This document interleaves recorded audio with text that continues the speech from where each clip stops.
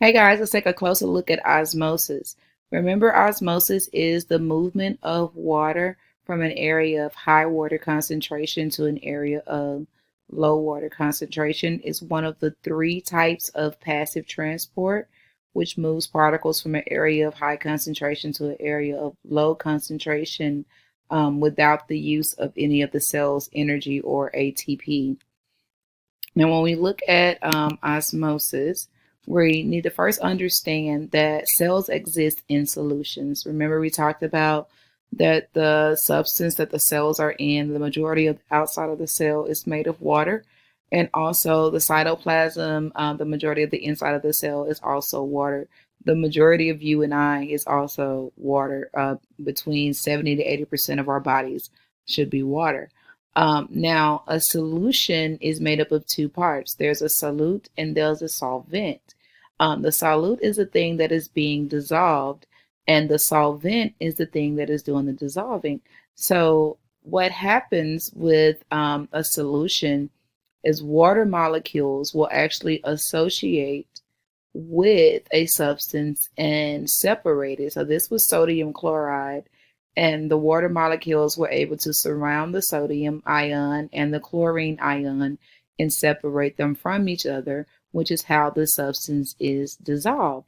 So, what we're looking at when we talk about osmosis is not the amount of water that is actually doing the dissolving, but what about these free guys out here, like these water molecules here and here and also one over, yeah, one over here and right here that are not actually participating at the moment in actively dissolving something. So these are your free water molecules, and these are the water molecules that are actually able to move from an area where there's a higher concentration of the free water molecules to an area where that concentration is lower. So when water begins to flow in osmosis, it typically flows until osmotic pressure reaches a max. If it continues to flow beyond that max, then it can actually lyse or kill the cell. Um, Water flows from an area of high water to low water concentration. But whenever the concentration of water is higher, that also means there's going to be a lower solute concentration. So whenever you're working osmosis problems, you're typically going to be given the solute concentration. And so you can remember that water goes from high to low, which means that the solute concentration will be low where the water is high, and the solute concentration will be high where the water is low. Now, the goal of osmosis is to reach dynamic equilibrium again, and that's where the concentration is the same on both sides of the membrane. And when that happens, we have what's known as an isotonic solution on both sides of that membrane. The flow of water creates what we call tonicity. And so tonicity is the movement of water in response to solute concentrations across the membrane. There's three types of tonicity. We have isotonic, and if you remember, like in isosceles triangle, iso means same. So when you have an isotonic solution, that means that the amount of water on the concentration of water on the inside of the cell is the same as the concentration outside of the cell, which means it's going to be the same thing for the solutes as well. And whenever something is in an isotonic solution, when the solution is isotonic to the inside of that cell, then you're going to get equal amounts of water moving into and out of that cell at the same pace. Remember, that's what we talked about dynamic equilibrium being moving in and out at the same pace and amount. And so, because of that, there will be no change in the size of that cell.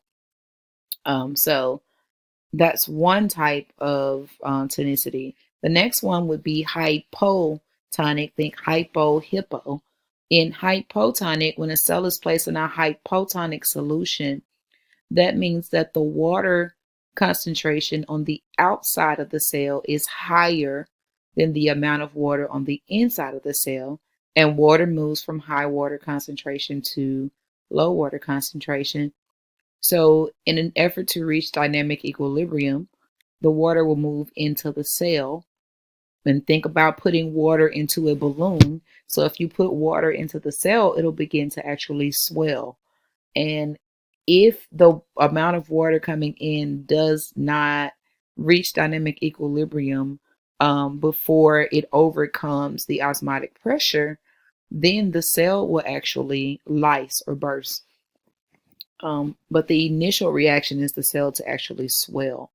The last type of tonicity is hypertonic. And in a hypertonic solution, it's the opposite of hypotonic. So in a hypertonic solution, if a cell is placed into it, the cell is going to have more water on the inside than the surroundings will. And water will still move from an area of high concentration to low concentration. So when that happens, the water will move out of the cell and the cell will actually shrink. So again, picture the water balloon and picture yourself squeezing the water out of the balloon. Okay. Now, here's a diagram, which you can actually see in your guided notes, that shows a beaker with a semi-permeable membrane. And this membrane is permeable to water, but not salt. And so what that means is that the water is able to cross the membrane, but the salt molecules are not. Now, when you look at this in beaker A, well, at part A, this is the beginning of the experiment, and this is the end over here. B represents the end, A represents the beginning. So what you see is that there's more free water. So the spaces between these particles represents water. There's more free water on the right side than the left. So that means the concentration of free water is higher than the concentration on this side. And we know water moves from an area of high concentration to an area of low concentration. And this is after. So what you're seeing is the amount of water has decreased on the right and increased on the left to equal out the concentrations of water. Again, the concentration is not the same thing as the volume. We want equal concentrations, not equal volumes. Here we have equal volumes and different concentrations. Here we have different volumes and equal concentrations. The goal of osmosis is equal concentration, not equal volume. So the next page asks you to describe the effects of osmosis. Now here we have what's called a U-tube with a semi-permeable membrane at the bottom. Remember, semi-permeable means that some things are allowed to cross and others are not. And here we have a semi-permeable membrane that is permeable to water, so it permits water, and impermeable to salt. It does not permit salt to cross. So we see we have 70% water on this side, 20% water on this side. So we have high water, low solute on the right, low water, high solute on the left. And we know water moves from high water, low solute to low water, high solute. So in this U-tube, with the effects of osmosis, and osmosis is the movement of water, the water will move from the right to the left, and the volume of water on the left will increase while the volume of water on the right will decrease.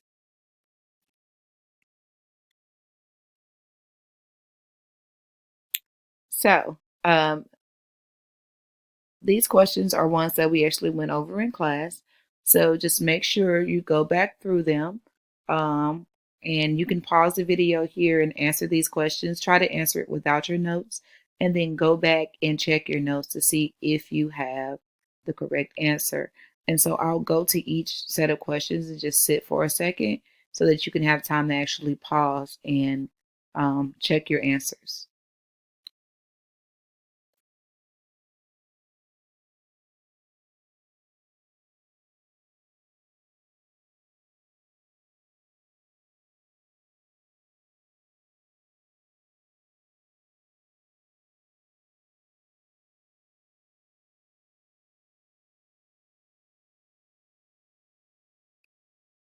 Okay. So remember earlier we talked about how that when water moves into a cell, it creates what's known as osmotic pressure, and that plant cells have a cell wall around them. So it also creates what's known as turgor pressure in plant cells.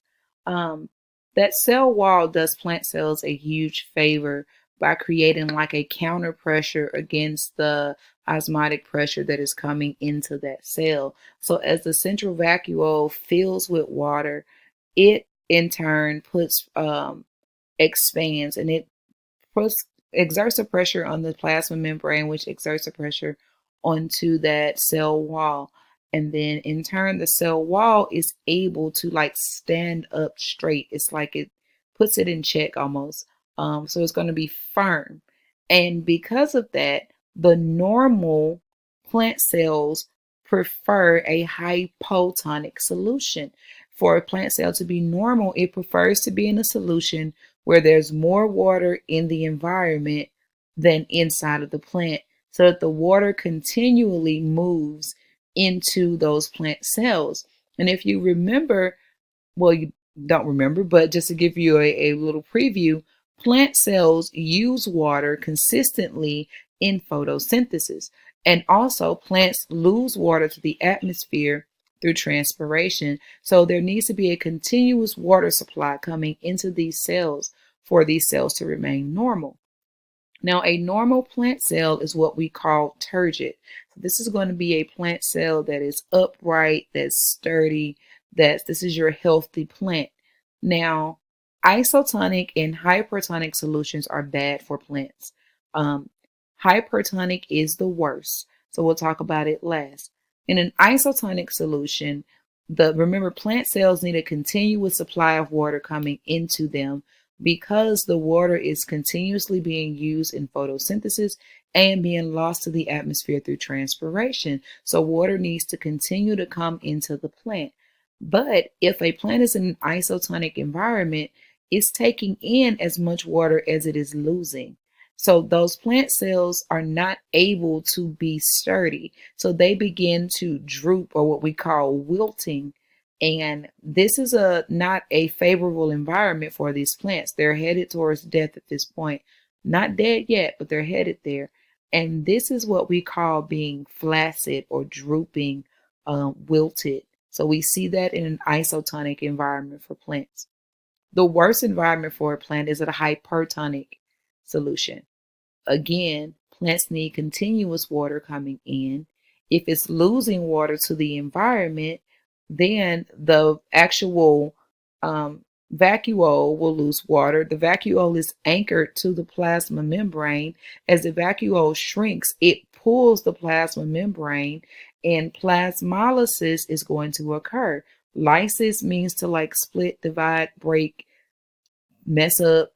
And so the plasmo and plasmolysis would be like the the plasma membrane. So that is going to break down. When it breaks down, it kills the plant cells. So plasmolysis would be the worst state, and that is caused by hypertonicity, or the plant cells losing water to their environments. That's what happens to all my plants. I cannot keep a plant alive at all. I try. Now, these are the effects that osmosis has on plant cells because of the presence of the cell wall. Animal cells lack a cell wall, so they have a different response to osmosis. The ideal solution for an animal cell would be an isotonic solution. Animal cells do not want to change their size and shape, they want to stay the same size. So that is why if you go to the hospital because you're dehydrated and your red blood cells are typically 0.9% salt, you would get a saline solution in an IV bag, which is a saltwater solution that is typically 0.9% salt. This will help to rehydrate your cells and get them back to the correct size and shape, which will be the normal situation for them, would be isotonic. So it's creating an isotonic solution.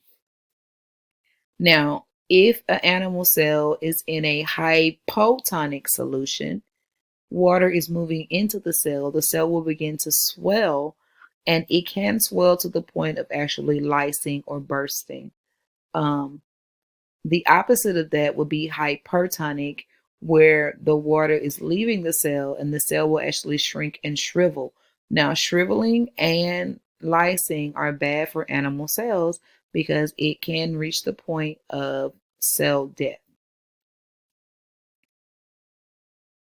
The Amoeba Sisters video is a great video for you to watch that goes back and explains passive transport and active transport using the cartoons. I love the Amoeba Sisters. There's a link to it in Canvas, so you can go back and watch it from there.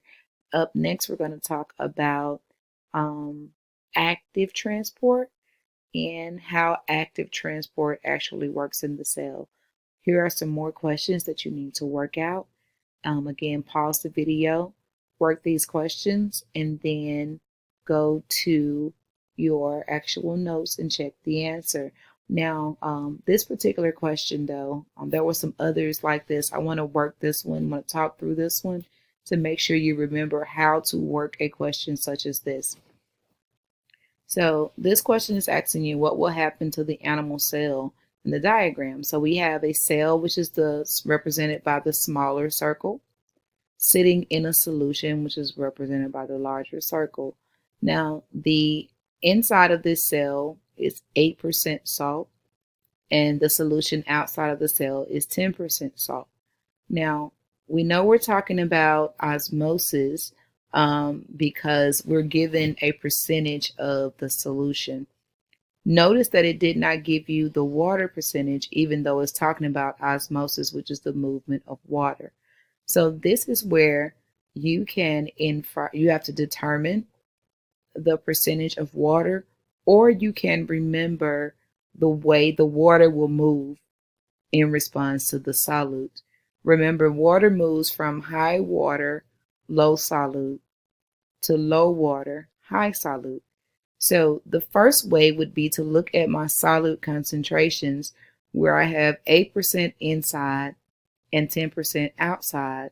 So what that tells me is that the water percentage on the inside will be higher than the outside because the water will move from low solute to high solute.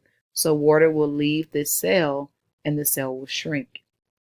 The other way to figure this out would be make this equal 100.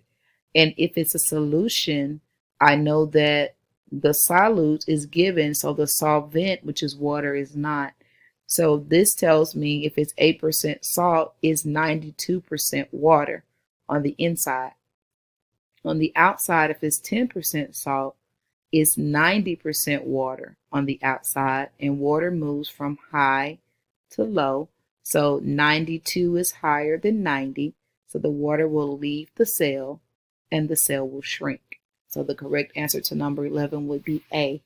You would work the previous questions the same way.